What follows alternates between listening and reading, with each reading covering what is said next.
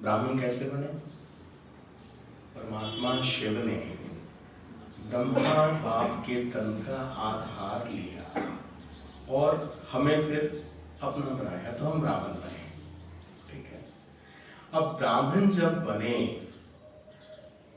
तो हम सिर्फ मुरली में आते हैं तब तक ही ब्राह्मण रहते हैं, बाहर जाते फिर कुछ और हो जाते हैं, या सुबह से शाम तक हमारी दिनचर्या ब्राह्मण वाली रहती है, या हमारा जीवन ही ब्राह्मण बन गया है? इसकी चेकिंग कौन करेगा? हमें खुद करना है ना। तो ब्राह्मण माना क्या? मोटे अर्थों में जिसका मन ब्रह्मा के समान हो उसको क्या कहेंगे? वैसे तो परिभाषा बहुत गहरी है, पर मोटे अर्थों में जिसका मन ब्रह्मा के समान हो उसको ब्राह्मण कहेंगे। ब्रह्मा कौन? सारी सृष्टि का, है ना, आज बाबा ने बताया ना। और ब्रह्मा के जब हम कर्मों की बात करते हैं तो शास्त्रों के अंदर भी है, बाबा ने भी बताया कि ब्रह्मा का कर्तव्य क्या? स्थापना। तो अगर हमारे अंदर रोज कुछ न कुछ अगर स्थापना नहीं हो रही है, इसका मतलब हम, तो हमें रोज कुछ न कुछ नया वीजा होगा, है ना। और कहते भी हैं खुद के परिवर्तन से विश्व का परिवर्तन, ठीक है ना। तो जो लक्ष्य बाबा ने हमें दिया हुआ है, जो ब्राह्मणों का लक्ष्य है, क्योंकि सबसे छोटी चीज क्या होती है कि जो ब्राह्मणों की सबसे बड़ी विशेषता है उसकी मर्यादा। बाबा ने जो हम बच्चों को सिरमत दी है, देखें आज भी दुनिया के जो ब्राह्मण हैं बहुत सारी चीजों को आज भी वो लेकर के चलते हैं, वो स्थूल में चलते हैं भी, किसी ने टच नहीं करना है, ये है वो है, बहुत सारे उनके अपने प्रोटोकॉल्स हैं। ये गायन कब का है एक्चुअल में? वो स्थूल में लेके गए, है ना। और ये तमाम चीजें मानसिक है। अगर हमारे मन को कोई भी नेगेटिविटी टच करके चली जाती है, नेगेटिविटी नहीं आएगी इसकी गारंटी नहीं है, स्वाभाविक है वो आएगी, लेकिन वो हमको टच करके जाए। टच करने का मतलब क्या? अगर हम उससे प्रभावित हो जाते हैं, अगर उसका हम पर असर पड़ता है, और अगर हमारे संकल्प चलते हैं उसके बारे में, माना हम क्या हो गए? टच हो गए, ठीक है ना। तो इन चीजों पर पूरी तरह से कैसे एक हम कवर बना सके, किस प्रकार से वो तमाम चीजें हों जिससे हमारा मन का मौन स्वतः सफल हो। और ये जो खुशी की मिठाई है, क्योंकि खुशी की मिठाई ऐसी है कि हमने बताना नहीं है कि हम खुश हैं, हमको देख करके ही आत्माओं को महसूसता हो कि भी ये थोड़े से अलग हैं। हमारा ओरा ऐसा हो कि उस ओरे के संपर्क में आने वाली आत्माओं को भी खुशी की महसूसता हो। तो ये तमाम चीजें देखिए, बहुत सुंदर सा एग्जाम्पल आप देखेंगे रामायण के अंदर भी है। माता सीता जंगल में है वनवास के दिनों में, ठीक है ना। रावण आता है अपनी प्रकार से उनको प्रभावित करने के लिए। पहले राम जी जाते हैं, उसके पीछे फिर जब आवाज आती है तो माता कहती है लक्ष्मण को कि तुम भी जाओ, देखो, ठीक है ना। लक्ष्मण जाते जाते एक रेखा खींच के जाते हैं, जिसका गायन आज भी उसको कहते हैं लक्ष्मण रेखा, ठीक है ना। लक्ष्य मन के अंदर जो हमने लक्ष्य लिया भगवान की प्राप्ति के बाद में, एक लक्ष्य हमने बनाया अपने जीवन का। बाबा ने हमें बताया कि आप ये हो। देखिए हमारे आश्रम में सबसे बड़ी फोटो कौन सी लगी हुई है? हमारे लक्ष्य की, है ना। तो हमने ये लक्ष्य बनाया अपने मन में, और इस लक्ष्य की प्राप्ति के लिए हमने एक दायरा खींचा, हमने एक रेखा खींची। और मन ने ये इंस्ट्रक्शन दिया कि आपको इस दायरे के बाहर नहीं जाना है। सीता जी ने क्या किया? दायरे के बाहर गया ना, और दायरे के बाहर जाने के बाद क्या हुआ? रावण आया और उठा के ले गया। ठीक है, अब देखिए कितनी सुंदर बात है इसके पश्चात। जब तक वो राम के साथ थी सब ठीक था। छोटा सा आप देखो ना, आप अपने बच्चे के साथ बाजार में जाओ, आपकी उंगली बच्चे ने थाम रखी है, ठीक है ना, सारा बाजार वो खरीदे, हमें ये भी चाहिए, हमें ये भी चाहिए, हमें ये भी चाहिए, हमें ये भी चाहिए। पिता अपने जेब को देखता है कि तभी हमारे पास तो इतना पैसा भी नहीं, लेकिन उनको सारा बाजार चाहिए। और किसी कारण से अगर बाप की उंगली बच्चे से छूट जाए फिर क्या होता है?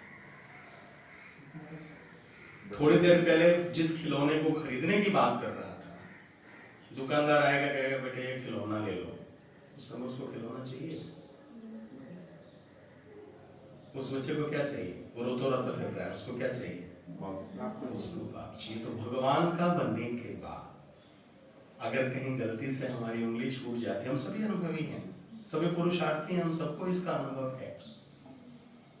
जैसे ही हम उस रेखा को पार करते हैं उंगली छूट जाती है, और उंगली छूटने के बाद फिर हमें कौन चाहिए होता है ना? जब रावण की कैद में सीता चली जाती है तो कौन जाता है उसको बचाने के लिए? हनुमान जाते हैं ना। हनुमान कौन? हनुमान मतलब वो आत्माएं जिनके अंदर वो शक्तियां हैं। शक्तियां सारी हनुमान के अंदर थी, उनको याद दिलाई गई और उनको शक्तियां याद आई, एक छलांग लगाई और कहां पहुंच गए, है ना कहानी में। तो वो हनुमान कौन है? वो सारी शक्तियां कहां हैं? हम बच्चों के अंदर ही है वो सारी की सारी शक्तियां। बाबा जब दोबारा से उन शक्तियों को याद दिलाता है, ठीक है ना, उसके पश्चात कहानी का नेक्स्ट एपिसोड क्या है? हनुमान जब वहां पहुंचते हैं, सीता को तमाम चीजें जब देखते हैं, और उसके बाद बहुत बड़ी घटना घटती है लंका में आग लगाने की। वो घटना कैसे घटती है? क्या होता है? रावण कहां आग लगाता है? हनुमान की पूंछ में। जब तक पूंछ में आग नहीं लगेगी लंका। अब ये पूंछ कौन सी है? हम सबों के पीछे भी एक एक है, किसी की बड़ी है किसी की छोटी है ना। पूंछ का ना, ब्राह्मणों को भी पूंछ होती है। कौन सी पूंछ होती है?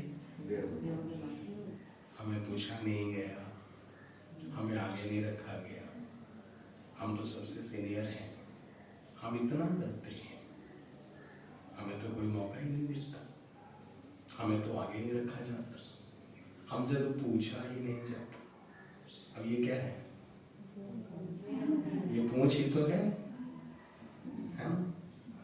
अब देखिए बहुत सुंदर बात है कि हर दिन मुरली में हमको कौन पूछने आता है? अब जिन आत्माओं को खुद भगवान पूछे, अगर वो आत्माएं ये सोचें कि दुनिया में हमको कोई नहीं पूछ रहा है, या सेंटर में अगर हमको कोई नहीं पूछ रहा है, हम सबसे पुराने हैं, हम इतना करते हैं, हम ऐसे हम वैसे, है ना। तो जब इस पूंछ को आग लगी तो क्या हुआ? लंका का दहन हो गया। तो हमको इन 3 दिनों में क्या करना है? अपनी वो पूंछ खोजनी है। अगर हमने जला दी है तो बहुत सुंदर बात है, इससे अच्छा तो कुछ है ही नहीं। लेकिन ये पूंछ भी ऐसी है कि आज जलती है, कल दोबारा फिर थोड़ी सी निकल के आ जाती है। तो हमने क्या करना है? जब खुद भगवान आया हुआ है तो ये जो हमारी छोटी थोड़ी लंका जो अगर कहीं बची कुची है, तो इस लंका को भी, और लंका को जलाते क्या हो जाएगा? रामराज, है ना।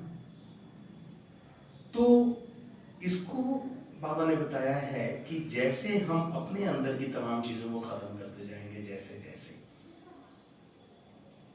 है ना, वैसे वैसे ये चीजें अपने आप, दुनिया का परिवर्तन कहते हैं ना, कैसे होगा ये? परिवर्तन कहाँ करना है? अगर हमने खुद का परिवर्तन कर लिया तो दुनिया की आबादी अगर 600 करोड़ है, 700 करोड़ है, एक अगर उसमें से परिवर्तन हो गया, बचे कितने? एक तो घट गया ना। इसी प्रकार से अगर हम खुद का परिवर्तन करते चले जाएं तो क्या होगा? दुनिया अपने आप परिवर्तन हो जाएगी।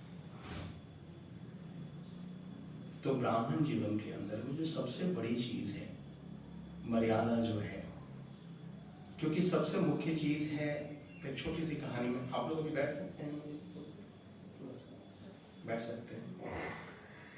छोटी सी कहानी मैं आपको सुनाता हूँ जो हम लोगों के बहुत करीब है, बहुत करीब है। ये बहुत सुंदर कहानी है।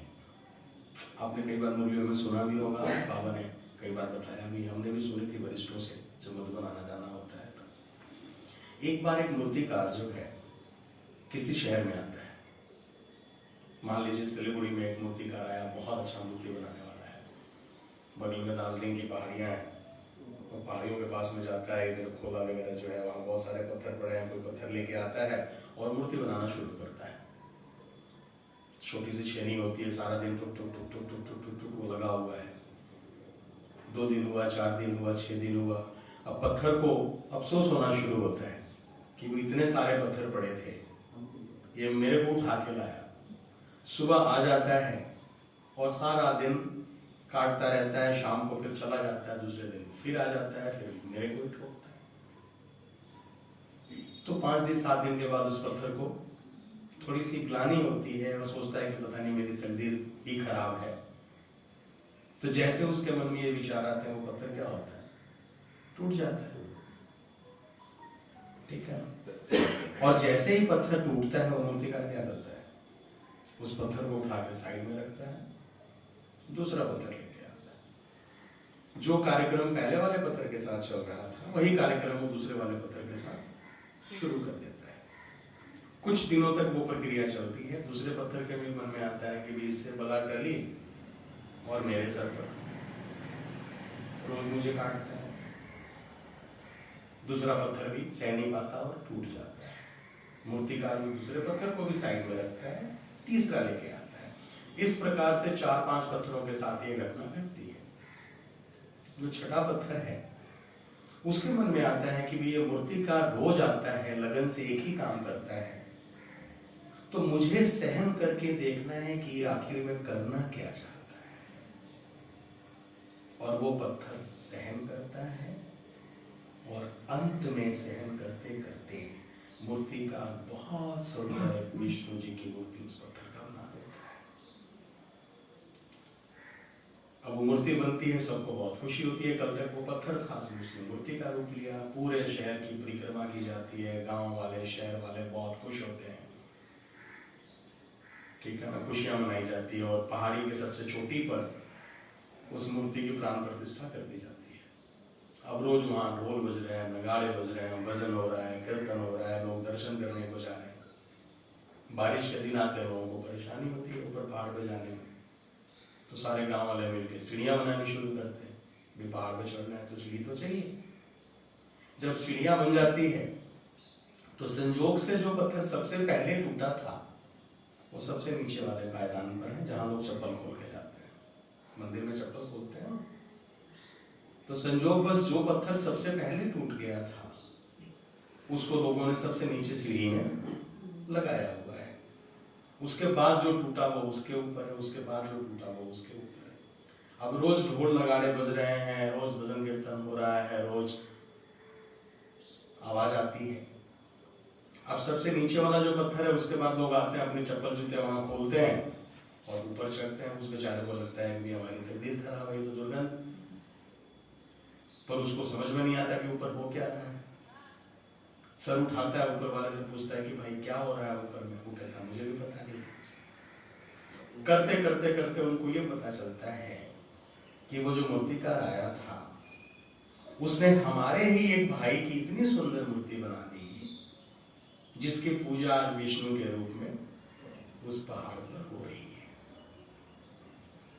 अब उस पत्थर पर जब ये बात समझ में आती है तो उसको बहुत ग्लानि होती है मन के अंदर में कि उस मूर्तिकार की नजर तो मुझ पर भी पड़ी थी और उससे पहले मुझ पर पड़ी थी। मैंने सहन नहीं किया, मैं टूट गया और टूटने की वजह से मैं आज यहाँ सीढ़ियों में, और मेरा ही भाई जो मेरे बीच का था, जिसकी बारी भी मेरे बाद आई थी, उसने सहन किया और आज उसकी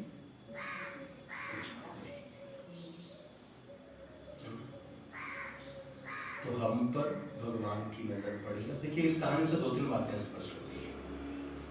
अगर हमारे जीवन में भी रोज की अगर वो ठुक ठुक चल रही है, कभी कोई परेशानी है, कभी कोई परेशानी है, कभी इधर से खींचातान है, कभी उधर से खींचातान है, पारिवारिक समस्या है, सामाजिक समस्या है, क्योंकि समस्याएं तो जीवन का अंग है और आने वाले दिनों में भी और ये, ठीक है। तो ये तमाम चीजें अगर हमारे जीवन में चल रही हैं, इससे क्या सिद्ध होता है? हम किसके हाथों में हैं? और ये सारी ठुक ठुक क्यों चल रही है? मूर्ति बनाने के लिए। और जिस मूर्ति में जितनी ज्यादा कटाई होती है, जितनी बारीक काम जिस मूर्ति में होती है, उस मूर्ति की कीमत उतनी ही ज्यादा होती है। तो अगर बहुत बारीक कटाई चल रही हो, बहुत परेशानियां आ रही हो, बहुत परीक्षाएं आ रही हो, इसका मतलब क्या है? हमको उतनी ही बारीक मूर्ति बाबा बना रहा है। और अगर जीवन में परेशानियां नहीं है, इससे 2 बातें सिद्ध होती हैं। एक ये बात सिद्ध होती है कि हमारी बारी अभी आई ही नहीं है ना? तो ये बातें तो हम लोगों के साथ लागू नहीं होती, क्योंकि हम तो ऑलरेडी भगवान के हाथों में हैं। मूर्तियां वो हमें बना रहा है, हमें क्या करना है? करना उसको है, मूर्तिकार वो है। हमें हिम्मत रखनी है, हमें सहनशील होकर के, निश्चय रख के और उसका साथ देना है।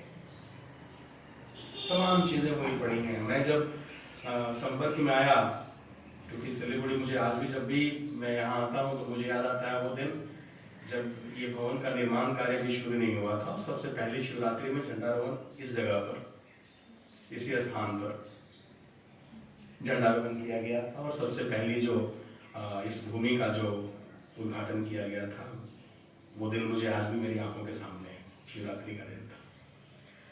तो मुझे भी शुरुआत में कई बार भ्रम होता था, जब आप सेवाओं की बात होती है ना बाबा की मुरली में, तो क्लास के बहुत सारे भाई बहन होते हैं जिनकी दिल होती है मैं करूं, और वो आगे बढ़ के आगे बढ़ते हैं। मैं भी बढ़ता था, पर मेरे मन में एक ख्याल आता था बाद में, अब हंसी आती है उन बातों को याद करता हूँ। तो मैं सोचता था कि अगर मैं आगे बढ़ता हूँ तो पता नहीं कल को ये सारी चीजें मेरे सर पर ही नहीं आ जाए, इस समय भी मुझे ही देना पड़े, पैसे भी मुझे ही खर्च करना पड़े, गालियां भी मुझे ही सुननी पड़े। देवभान नए नए थे, ज्ञान की इतनी समझ नहीं थी, लगता था कि हम ही कर रहे हैं, पर वास्तव में करता कौन? बाबा करता है। अगर हम नहीं करेंगे वो काम नहीं होगा, वो सेवा नहीं होगी। हुई पड़ी है, बाबा ने हम बच्चों को एक ज्ञान दिया कि सेवा तो कलम पहले की हुई पड़ी है, कलम रिपीट हो रहा है। हमें करना क्या है? हमें आगे बढ़ के उस सेवा को अपने नाम करना है। आप आगे बढ़ गए, किताब में लिखा गया कि फलानी सेवा के निमित्त कौन बना था, फलाना भाई बना था, फलानी बहन बनी थी। और आज की बाबा की मुरली में स्पष्ट कहा कि भी ये सारी चीजें हुई पड़ी हैं। बाबा हम बच्चों का खेल पार करने के लिए सेवाओं के रूप में फुटबॉल की किक हम बच्चों की तरफ मारता है ना? खेल ही तो रहे हैं। तो हम कितने भाग्यशाली हैं कि हम किसके साथ खेल रहे हैं? भगवान के साथ खेल रहे हैं। और आप सोचो, आप अंदाज लगाओ कि जिस दिन दुनिया को ये महसूस हो गया कि ये जो हमारे मोहल्ले के अंदर में एक छोटी सी चार दीवारी थी, 10-20 भाई बहन सफेद कपड़े पहन के सुबह सुबह आते थे और वो बहन पता नहीं क्या सुनाती थी, वास्तव में हमें यहाँ बैठने की जगह मिलेगी, बारी आएगी हमारी, लोग हमें हमारे घर से निकलने नहीं देंगे, होगा ना ये? आप इमेजिन करो इस चीज को, कि उनको पता चले कि ये जाते हैं और किसके साथ बैठ के आते हैं। प्रत्यक्षता तो होनी ही है। तो समय रहते हमें अपने आप को भी कंप्लीट करना है और अपने स्नेह संपर्क में जितनी भी आत्माएं हैं उनको भी समाचार देना है। उनको समाचार कैसे देंगे? आज की मुरली में बाबा ने बताया है, हमारी धारणाएं ही वो समाचार देंगी। चलते फिरते म्यूजियम हो जाएंगे तो उनको अपने आप वो मैसेज पहुंच जाएगा। तो हमें मेहनत कहाँ करनी है?